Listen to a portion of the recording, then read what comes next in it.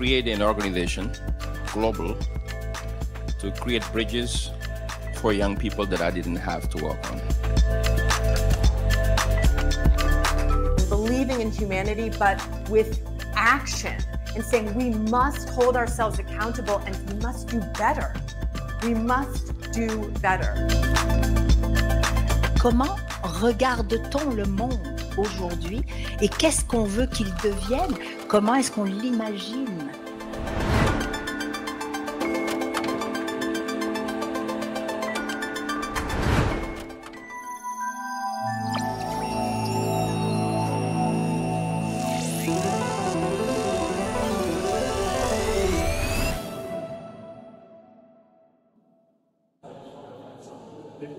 Et bonjour Frédéric, bonjour, comment ça va? Ça va bien, merci.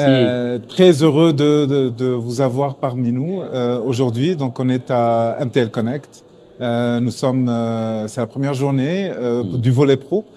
Du moins le volet grand public, je ne sais pas si vous le savez, mais le volet grand public a déjà démarré.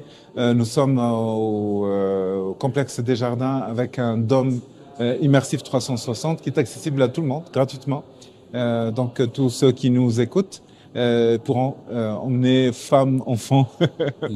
Mais c'est ouvert à toute la famille en fait, aux jeunes, à tout le monde, et ça nous permet de découvrir un peu donc les contenus, des contenus 360, des contenus immersifs 360. Ça c'est pour le volet immersif. Là on commence ici au NAD le volet professionnel. Donc on a fait une ouverture, une super belle ouverture ce matin avec la présence de plusieurs dignitaires. Mais c'était une ouverture assez spéciale parce que c'est la France à l'honneur cette année. On a plusieurs collaborations au Printemps numérique avec plusieurs acteurs français.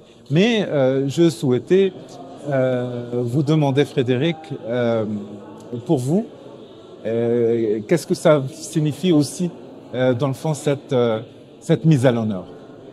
Déjà, je tenais à vous remercier de cette mise à l'honneur. Et je dirais même qu'au-delà de la France à l'honneur, je dirais ce qui est mis à l'honneur dans cette manifestation, dans son nom il y a Connect, pour moi c'est la mise à l'honneur de la relation franco-québécoise et la mise à l'honneur d'une approche de la francophonie. Absolument. D'autant plus que cette année c'est l'année du sommet de la francophonie qui s'est passé à Villers-Cotterêts, où on a finalement décrété que le français serait la langue officielle de la France. Et donc, on rejoint une boucle spatio-temporelle en mettant la France à l'honneur et cette relation entre les langues françaises et le monde numérique contemporain. Absolument.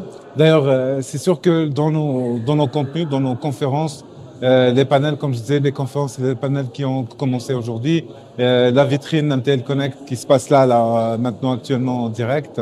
Donc là où on met de l'avant des innovations d'impact, il y a dans les MTL Tech Awards également, mais à partir de demain, dans beaucoup de contenus, il y a des intervenants venant de France, il y a des entreprises françaises également qui sont dans le volet affaires, dans les volets rencontres, rencontres d'affaires.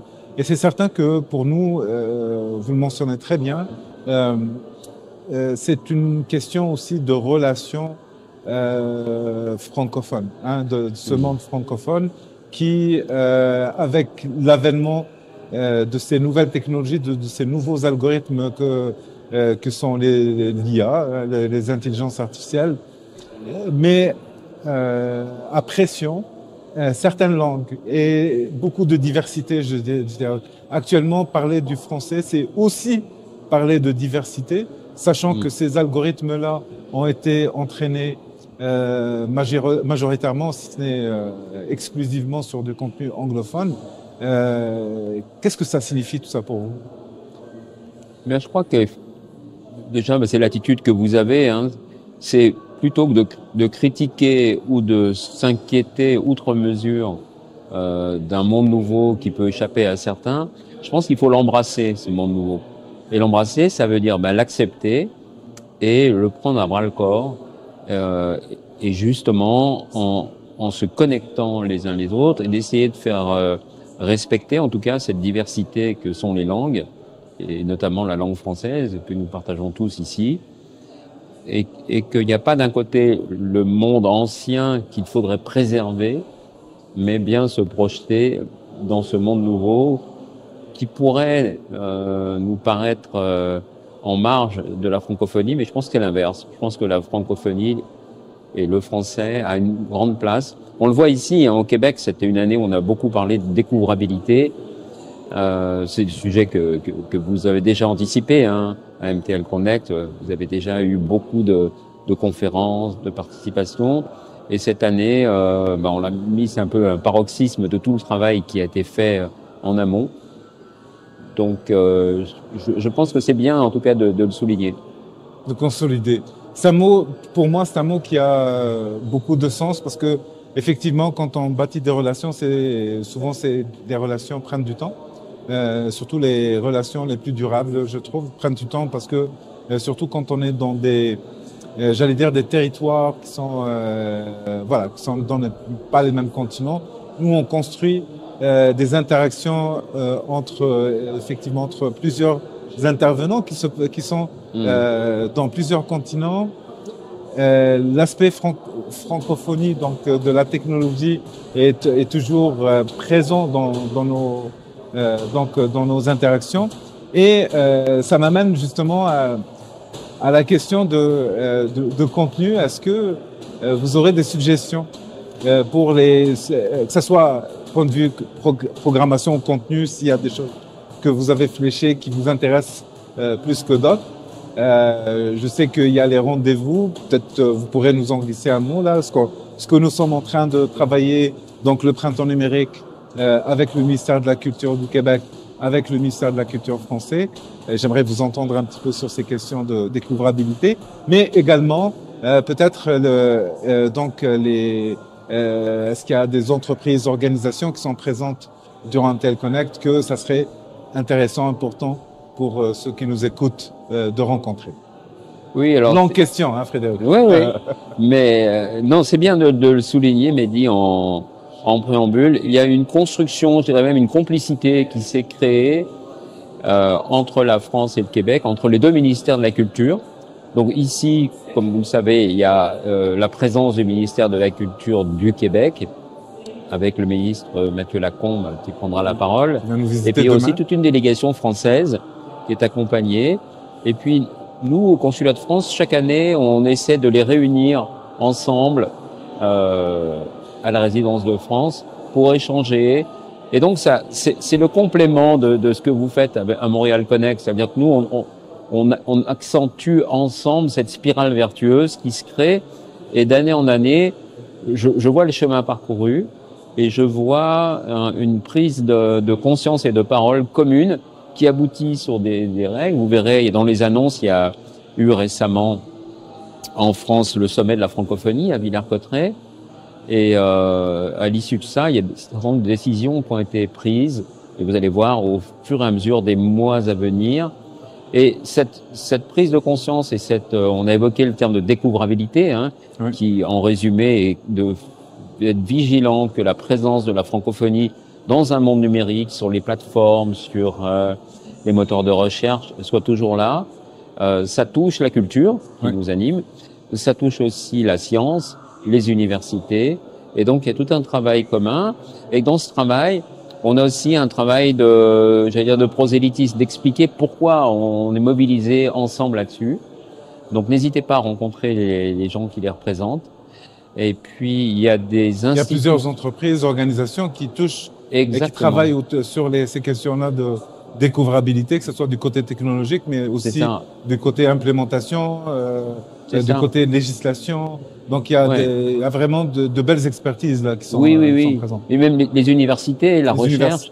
En fait, c'est à la frontière de plein de domaines. Exactement. Et c'est pour ça que c'est de les connecter ensemble. Ça, c'est quelque chose que vous réussissez très bien. C'est de se dire, il y a d'un moment, et quand on parle de culture, il y a aussi la création.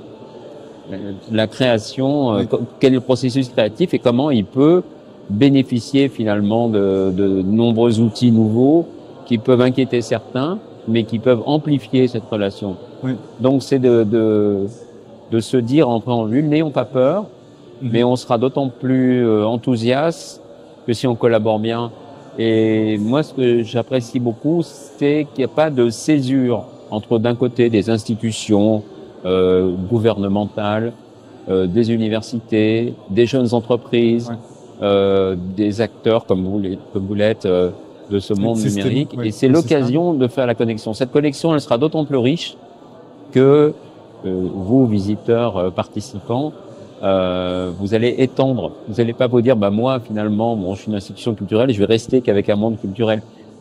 Aller vous confronter à des choses peut-être techniques ou à de la recherche universitaire, ou comme dans la conférence qu'on a eue ce matin sur comment évolue l'intelligence artificielle avec la création, comment les artistes utilisent cette intelligence artificielle. Avec notre cher Hugues Bersini, j'allais justement faire référence à, quand je vous écoutais justement à cette conférence. Je vous interromps, c'est pas de mes habitudes, mais c'est parce que au fait cette notion de l'IA artiste est assez particulière. Donc, est-ce que l'IA peut être un artiste? Est-ce que je pense que Hugues l'a bien campé ce matin. Oui, j'invite les gens qui n'ont pas été présents à essayer de revoir cette conférence-là qui est assez marquante. Mais donc, si on revenait à la question toujours de l'IA, donc les algorithmes en général, l'intelligence artificielle, c'est un champ, mais il y a plusieurs autres champs qui tournent autour aussi de la création artistique. Mais il est vrai que c'est l'IA qui génère le plus de, sans jeu de mots, qui génère le plus de questionnements ces temps-ci sur les questions de création. Oui. Je focus un peu sur cet aspect-là art, au vu que vous êtes attaché culturel, donc c'est sûr que MTL Connect, on touche à plusieurs domaines, donc ça va de la cybersécurité à l'éducation, mais en prenant cet angle-là, donc art, culture, création et intelligence artificielle, en le mettant dans le contexte un peu plus global, donc en fait, des relations francophones. Comment vous voyez-vous? Est-ce que ça amène des défis? Est-ce que les artistes ou les institutions culturelles avec lesquelles vous êtes en interaction voient ça comme une menace ou voient ça comme peut-être des opportunités? Bien, en fait, oui, c'est certain que c'est un défi et ça crée des inquiétudes, voire des angoisses. On l'a vu il y a quelque temps, les inquiétudes notamment des auteurs, des scénaristes, des acteurs à Hollywood qui se posent justement la question de quel est l'avenir de notre métier. Mais en fait, c'est à nous de le réinventer et d'utiliser l'intelligence artificielle comme un outil, parce que si on le subit, c'est certain que l'avenir peut être sombre. Un point sur la francophonie, il y a deux approches qu'apporte la francophonie par rapport au système anglo-saxon dont vous avez parlé en préambule.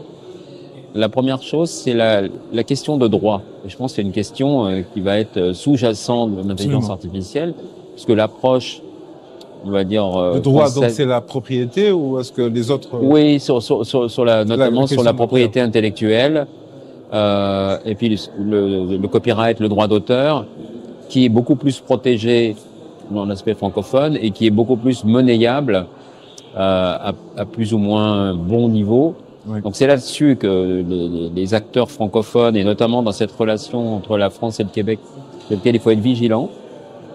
Et puis, donc ça veut dire être vigilant, c'est surveiller ce qui se fait d'un point de vue juridique, et puis aussi d'un point de vue économique, continuer à négocier pour avoir de la diversité.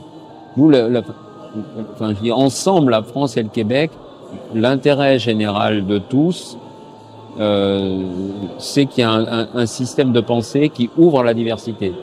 Quand je parle de francophonie, je vais au-delà de la francophonie, c'est-à-dire que c'est aussi cette diversité culturelle, cette diversité de langage, et c'est tous les acteurs de Montréal Connect, que vous avez rappelé tout à l'heure, sont dans cette préoccupation de partage. C'est pour ça que j'aime bien dans MTL Connect cette notion de connexion, parce qu'il n'y a que par cette connexion et par cet échange qu'on pourra en sortir par le haut, sinon on va le subir, c'est sûr. Donc c'est des occasions comme celle-ci qu'il faut saisir pour échanger, trouver des solutions. Et on voit sur cette notion de découvrabilité, par exemple, on voit bien que au sommet de la francophonie, on a beaucoup avancé. Mais on a beaucoup avancé parce qu'il y a une mobilisation fraternelle. Absolument.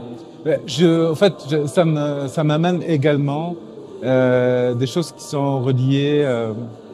Tu sais, quand on parle de découvrabilité, on parle on parle également d'usage. C'est un des usages qu'on fait de ces technologies-là. C'est les contenus. Donc, la transformation majeure qu'on a vue ces derniers mois, je dirais, les dernières 2 années, c'est l'impact de ces algorithmes sur les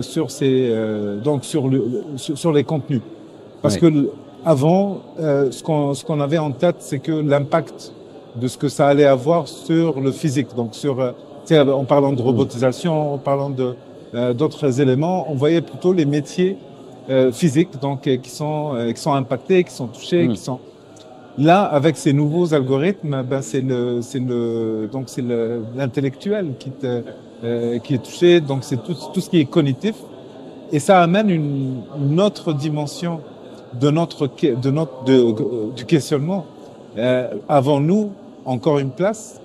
Est-ce que justement l'aspect de réflexion, de prise de position, est-ce que l'humain a toujours une place dans tout ça? J'ai mon idée, c'est certain, mais j'aimerais vous entendre là-dessus. Oui, je pense que l'humain a d'autant plus une position, plus on avance dans un monde numérique piloté par l'algorithme, parce qu'en fait l'intelligence artificielle, c'est de l'information collectée, agglomérée, qui finalement ramène vers le plus grand dénominateur commun. C'est-à-dire qu'il y a quand même une tendance à amener sur le jeu. Plus quelque chose est connu, vu, plus il va être proposé, et que nous, humains, dans l'histoire de la création culturelle, les meilleures choses qui nous sont arrivées étaient toujours en rupture. Absolument. Même musicalement, si vous allez dans une maison de disques, vous êtes dans une réunion marketing, on va dire « Ah non, ça c'est trop long, ça ne pourra pas passer en radio, etc. » Faux. Bing. À chaque fois, c'est une nouveauté, c'est un titre long, c'est quelque chose de singulier qui va arriver. Donc l'humain a d'autant plus le monde sera normé par cet agglomérat d'informations, plus l'humain aura une place, et ça va exacerber les relations. On l'a bien vu même dans la crise sanitaire de la Covid, les gens ont été enfermés pendant assez longtemps.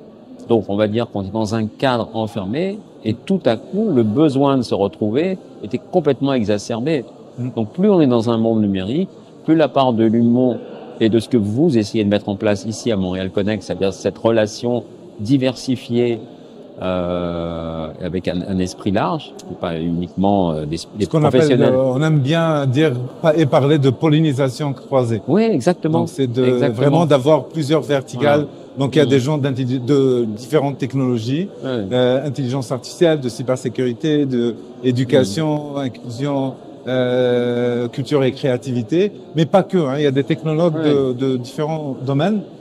Mais ce qui est bien, sur quoi nous travaillons beaucoup, c'est cet élément-là que vous mentionnez. Donc de ne pas avoir juste des gens qui font de la technologie.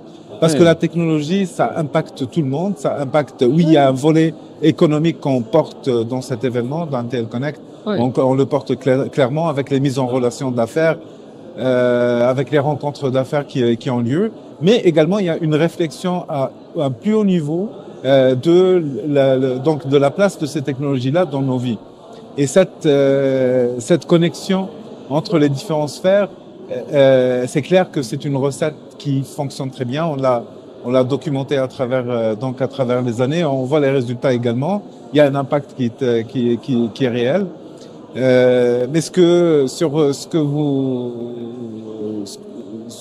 dont vous mentionnez tantôt, il y a un élément qui par rapport à la rupture. Et ce qui me fait ce qui m'amène en fait En fait, c'est quoi un artiste ou c'est quoi l'art? Parce que c'est un peu sur ça aussi de quoi on parle maintenant. C'est que quand un algorithme peut bien faire les choses, hein, c'est certain, très très bien faire les choses.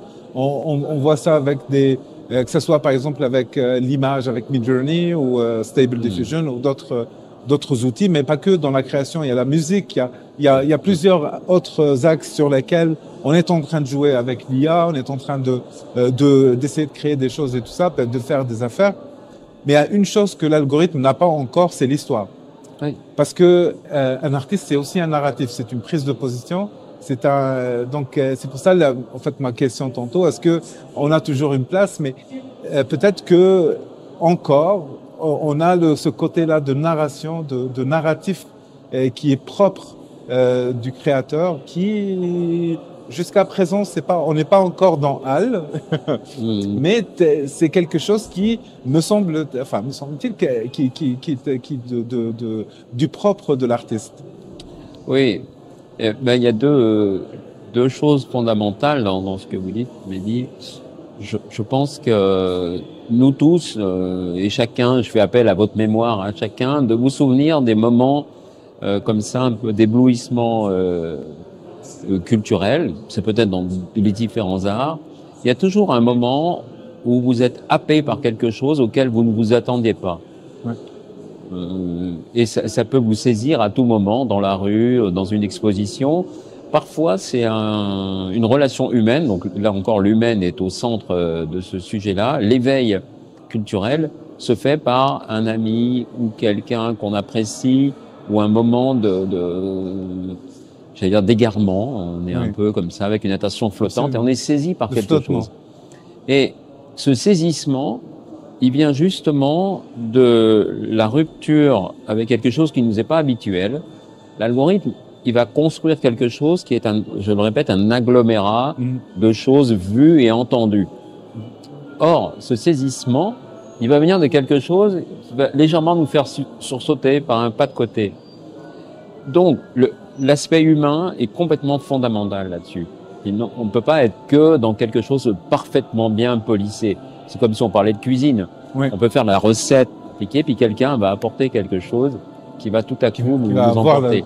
Et puis la deuxième chose que je voulais dire, c'est quand les choses sont bien polissées, bien faites, parfois les gens me disent un spectacle, c'est un beau spectacle. Et souvent je dis, mais moi ça ne m'intéresse pas d'aller voir un spectacle. Ce qui m'intéresse, c'est la relation entre ce qui se passe sur scène et la salle, entre les artistes et les spectateurs. Et je dis, est-ce qu'il y a de l'électricité?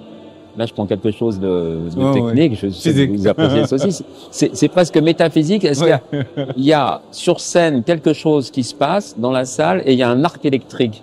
Pourquoi il y a un arc électrique? Parce qu'il y a quelque chose. Oui, une connexion. Une connexion. Oui. Montréal Connect. Oui. Et donc, cet arc électrique, tout à coup, l'électricité se fait. Il y a un arc. On ne maîtrise plus rien. Exact. On y passe, c'est génial. On va faire un break à tel moment. C'est parti, c'est parti. Ouais. Et donc, c'est là où, dans ce monde-là qui est organisé et qui a ses bons côtés, hein, il faut toujours, et que c'est pour ça qu'il faut l'embrasser. Oui, mais en même temps, c'est l'humain qui va faire la différence et qui va nous prendre la main, qui va nous saisir ou qui va nous prendre sur les épaules dans un concert. Et mais une chose est certaine, c'est que on doit se poser la question quel rôle donner à l'humain dans toute ce bouleversement-là. Qui est relié à ces algorithmes. On est en phase l'humain est en train de vivre, et pas que l'humain, en fait. Dans le fond, c'est quand on y pense de plus près, c'est tout le vivant, c'est tout ce qui est vivant sur cette planète. On est en phase de gros défis, de changement climatique, de raréfaction de ressources naturelles, d'effondrement du vivant. Nous sommes avec la 6e extinction de masse et à chaque fois que je le répète, ça fait quelque chose parce que on a l'impression que le reste de nos semblables ne sont pas vraiment touchés par cette question-là d'extinction qui est en train de se jouer autour de nous. Et nous, c'est sûr qu'on adore la technologie. Au Printemps numérique, on pousse un usage responsable de la technologie.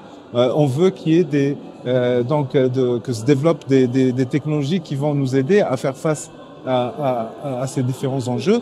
Mais on sait aussi que le numérique n'est pas complètement propre. En fait, il n'est pas propre parce que on pollue avant qu'on le mette en service, hein, pour le fabriquer, pour le créer, et on pollue une fois qu'on le met en service avec donc l'usage de l'énergie. Et de ce fait, c'est pour ça que ces réflexions-là sur quel rôle nous on se donne dans tout cet écosystème-là, et puis quel rôle on donne donc à la technologie, et c'est quoi les défis qui nous entourent. Mais chose certaine, et j'étais il y a quelques semaines à Nantes et à Paris pour participer notamment à la Nantes Digital Week, mais à rencontrer d'autres partenaires en France. Il est clair que on partage plusieurs questionnements. Dans le fond, il y a des choses qui se passent peut-être différemment en France qu'en Amérique du Nord, sur certains aspects, notamment sur la législation. Mais il est clair que ce qu'on voit, c'est vraiment de plus en plus, au fait, le questionnement commence à cheminer. Il y a des élus maintenant actuellement qui prennent à bras le corps en France. J'ai rencontré plusieurs parmi eux, notamment mon ami Francky Trichet qui est à Nantes, et qui prennent à bras le corps justement ces questions-là de numérique souhaitable. Tout ça pour dire que nous sommes ravis, heureux, contents que la France soit à l'honneur cette année. Je sais qu'elle n'a pas été à l'honneur comme ça. C'est aussi le fruit d'un travail enfin pour nos organisations qui de plusieurs années, mais également d'une tradition qui est là depuis longtemps, très longtemps. Hein, oui, je le vois bien. Hein, c'est un cheminement long, mais justement, vous l'avez dit, Mehdi, il faut prendre les choses à bras le corps. Et je pense que Montréal Connect, dans l'historique récent, parce que c'est plusieurs années que je participe et je vois l'évolution, et c'est aussi parce que vous avez employé le mot de responsable aussi, parce que vous vous sentez porteur d'une certaine responsabilité, en tout cas de communiquer, d'éduquer, d'éveiller, et que d'autres personnes répondent. Donc quand je parle d'embrasser, c'est dans les deux sens du terme, hein, c'est aussi s'embrasser et prendre les choses ensemble. Et c'est tout ce cheminement, voilà. Donc la route est longue, elle est complexe. Ça me rappelle tout à coup un film de science-fiction qui s'appelle La planète interdite, un film des années 50. Et dedans, il y a un monstre qui à un moment apparaît et qui est vraiment très très néfaste. Et en fait, on s'aperçoit à la fin que le monstre, il est créé par les pensées, on va dire les mauvaises pensées des scientifiques qui étaient dedans, et c'était l'agglomérat de tout qui crée une espèce de monstre terrible. Et en fait, je reviens sur la notion de responsabilité. Il faut qu'on ait conscience que bon, l'avenir peut être sombre, mais si on a cette démarche, moi j'ai beaucoup confiance dans l'humain, et je pense qu'il peut être salvateur dedans. On crée notre propre enfer, hein. Absolument. L'algorithme, on est parti du métier Jacquard, de Ada Lovelace, d'Alan Turing, et puis tout à coup on a évolué, et ce n'est que la suite d'une évolution qui nous échappe par moment. Et c'est pour ça qu'il y a Absolument, c'est très bien de mentionner cet aspect qu'on crée ses propres monstres.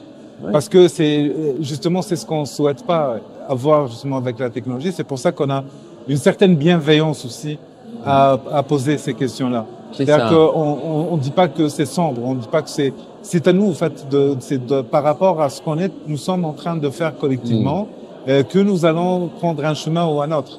Mais pour prendre le bon chemin, il faut avoir la bonne information, il faut bien comprendre donc les enjeux qui sont justement sur la table. Et c'est pour ça que politiser peut-être certains enjeux, notamment les questions d'IA, que ça devienne beaucoup plus grand public, que le grand public comprenne un peu mieux l'impact actuel, parce que l'impact, c'est pas dans 20 ans, là. Il y a déjà 20 ans, on a commencé à vivre avec des algorithmes. Ils ont transformé profondément profondément, j'allais dire, nos communautés, nos sociétés. On le voit dans comment dire, ces oppositions d'avis qui deviennent très tranchées. Et c'est parce que, quelque part, l'algorithme, il a compris, l'algorithme, il a compris une chose très simple. Quand un avis est tranché, ça buzz. Exactement. Et quand c'est nuancé, c'est moins, t'as moins d'attractivité. Et là, l'algorithme, il l'a compris. Et il l'applique partout Ouais. dans Et il auto-génère. Exact. C'est pour ça que je parlais, revoyez ce film La planète interdite, Ouais. ce monstre qui s'est auto-géré, et que justement, c'est nous, humains, par la lucidité.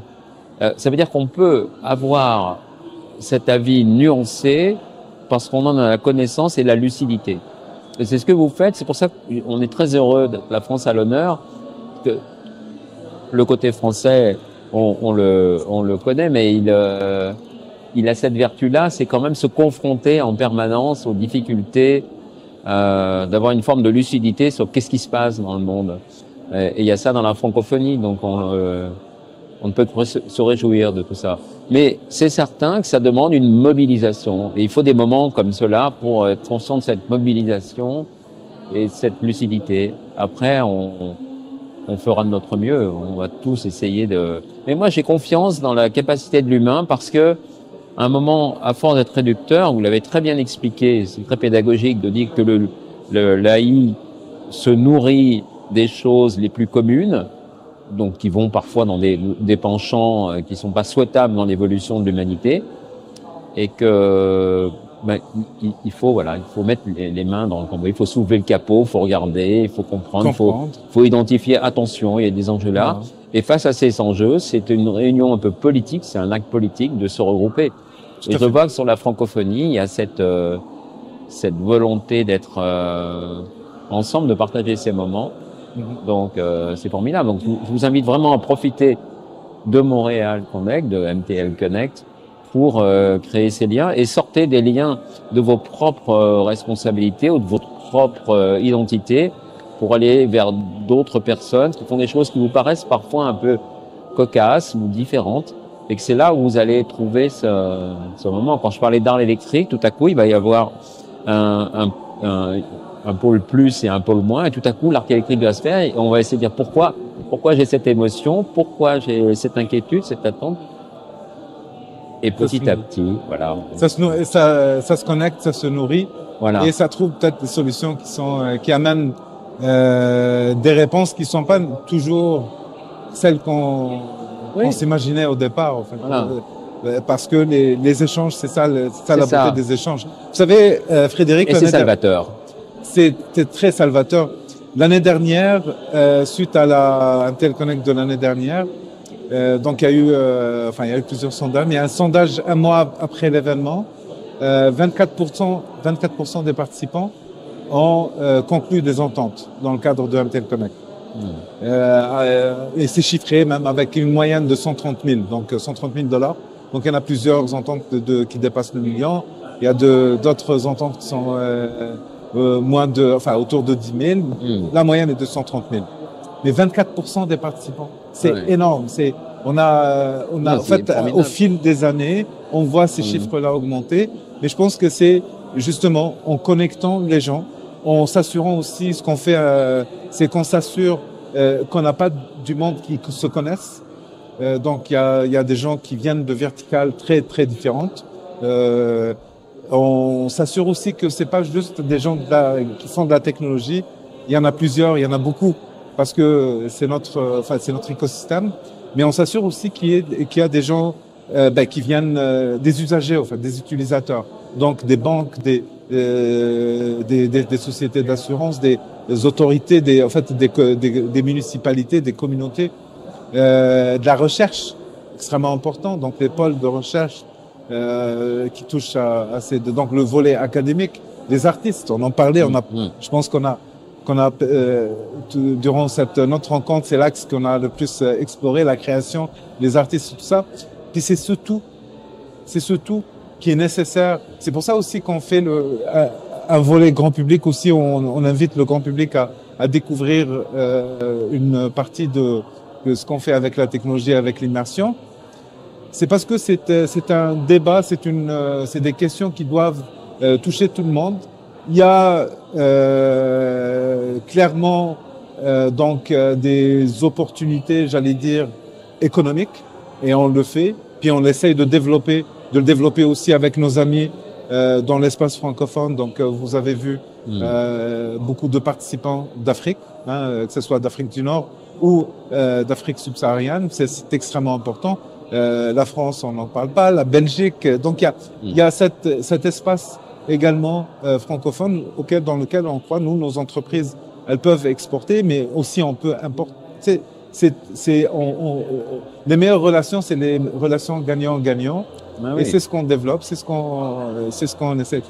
Un mot de la fin, Frédéric? Est-ce qu'il y a quelque chose qu'on voulait comme aborder, qu'on n'a pas abordé? Je sais que cette discussion-là peut durer, et surtout avec un esprit, comment dire, vif et bienveillant comme le vôtre. C'est clair qu'on peut rester des heures et des heures, mais est-ce qu'il y a quelque chose sur laquelle vous vouliez comme revenir ou insister Bien, je dirais que finalement, on l'a illustré. C'est aussi l'art de l'échange et de la conversation, qui est quelque chose aussi qui est ancré dans beaucoup de langues, hein, mais en particulier dans la francophonie. Et en France, on a toujours aimé cette confrontation, cette conversation. Elle peut être scientifique, mais elle peut être amicale. Et ce que j'apprécie en plus, je retiens dans ce que vous avez dit à la fin, c'est inviter le public aussi à participer, à comprendre ça. Moi, vous le savez, je suis comme vous pour cette ouverture d'esprit. Il n'y a pas d'un côté des spécialistes, il n'y a pas d'un côté des techniciens, il n'y a pas d'un côté des artistes. On est tous dans une humanité partagée et que chacun peut éclairer l'autre. Et souvent, ce qui arrive, c'est pas quelqu'un auquel on pensait écouter la pensée qui va nous mettre sous le nez, si je peux dire, quelque chose qui va nous interpeller. Et c'est entre nous cette communion. Vous vous souvenez, j'aime beaucoup Nancy Houston et qui disait la magie n'est pas en nous, la magie n'est pas dans les autres, la magie est dans ce qui se passe entre nous. Absolument. Donc moi, j'ai senti ce que vous disiez. Là, vous me donniez quelques chiffres très probants. Vous m'auriez dit ça il y a quelques années, j'aurais été très surpris.